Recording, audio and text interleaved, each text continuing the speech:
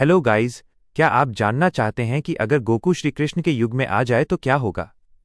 तो आइए video start करते हैं। 1. गोकू का अचानक प्रकट होना।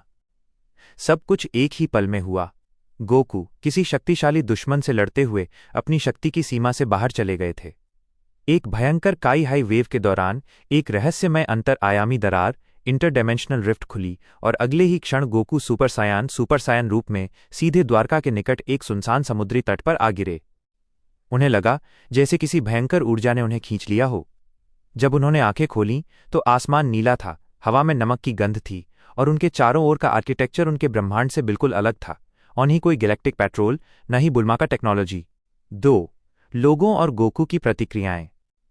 लोगों का रिएक्शन। द्वारकावासी जब गोकू पहली बार शहर की ओर बढ़े तो उनका लंबा, नुकीला और खड़ा हुआ सुनहरा बाल, सुपर सायान रूप के कारण और उनके अजीबोगरीब कपड़े ऑरेंज डोगी देखकर लोग भयभीत और अचंभित हो गए। कुछ ने उन्हें असुर समझा तो कुछ ने उन्हें किसी शक्तिशाली देवता या गंधर्व का रूप। सबसे पहले श्री कृष्ण, जो हर घटना के पीछे के कारण को जानते थे, ने अपनी बालकनी से इस अद्भुत नज़ारे को देखा। उन्होंने गोकू में असीम शुद्धता और अपार शक्ति को महसूस किया।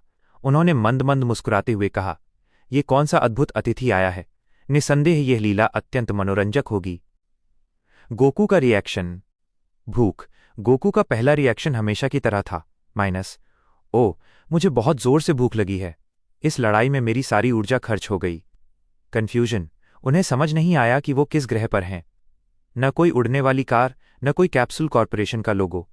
उन्होंने अपनी इंस्टेंट ट्रांसमिशन की शक्ति का उपयोग करने की कोशिश की, लेकिन किसी अज्ञात कारण से ये पूरी तरह काम नहीं कर रहा था। शायद यह ब्रह्मांड उनकी ऊर्जा को अलग तरीके से फिल्टर कर रहा था। 3. गोकू और श्रीकृष्ण का मिलन। श्रीकृष्ण स्वयं गोकू के पास पहुंचे। उनके चेहरे पर शांति और प्रेम था। श्रीकृष्ण, हे अद्भुत योद्धा, आपका इस धरा पर स्वागत है। मैं कृष्ण हूं। मुझे लगता है कि आप रास्ता भटक गए हैं। गोकू आश्चर्य से, आप बहुत शांत दिखते हैं, लेकिन आपके अंदर एक विशाल शक्ति छिपी है। क्या आप मेरे दोस्त लॉर्ड बीरस जैसे कोई भगवान हैं? मुझे गोकू कहते हैं। क्या यहां कोई मजबूत लोग हैं जिनसे मैं लड़ सकता हूं? श्रीकृष्ण गोकू की सरलता पर हंसे और उन्हें बताया कि वो असुर नहीं बल्कि द्वारका के अतिथि हैं। गोकू ने तुरंत अपनी भूख का इजहार किया और कृष्ण ने उन्हें 56 भोग का भोजन कराया, जिसे गोकू ने मिनटों में चट कर दिया। कृष्ण ने उन्हें समझाया कि वो उनके ब्रह्मांड से बहुत दूर कुरुक्षेत्र युद्ध के ठीक पहले के समय में आ गए हैं। 4. गोकू का हस्तिनापुर गमन।